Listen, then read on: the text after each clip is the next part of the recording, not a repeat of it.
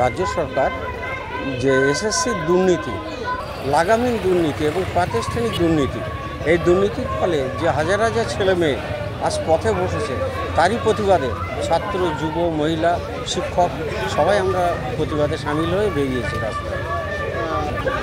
রাজ্য সরকারের তো কোনো কিছু বলার নেই, কারণ রাজ্য সরকারকে বারবার single bench, double bench, division bench, তারপর সুপ্রিম কোর্ট বারবার বলেছিল যে আপনারা সেগ্রিগেশন করে দিন, যোগ্য অযোগ্য তালিকাটা আলাদা করে দিন।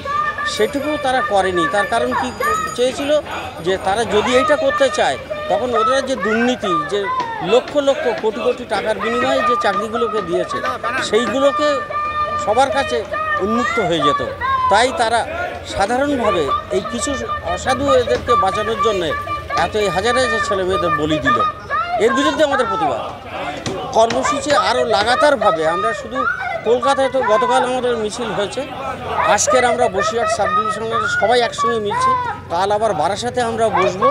তারপরে প্রত্যেকটা জেলায়, প্রত্যেকটা মহকুমায় আমরা প্রতিটা স্কুলে স্কুলে এর বিরুদ্ধে প্রতিবাদে গর্জে উঠব। আজকের অংশগ্রহণ করছেন এসএফআই, ডিওয়াইএফআই, এডিওয়াইএফআই, কৃষক, ক্ষেতমজুর, এবিটিএ, এবিপিটিএ, সবাই। বিজয় কৃষ্ণ দাস, আমি মহকুমা সম্পাদক, নিখিলবঙ্গ শিক্ষক সমিতি, এবিটিএ।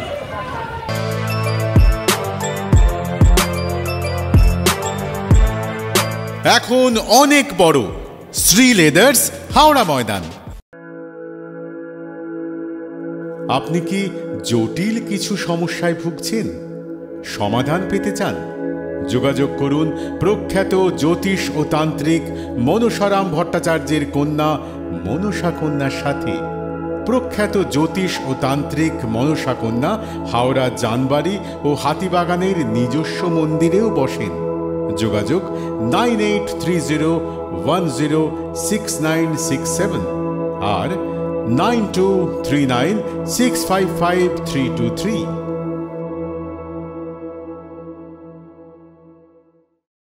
কলার তুলে নয়, বুক চিতিয়ে চলা।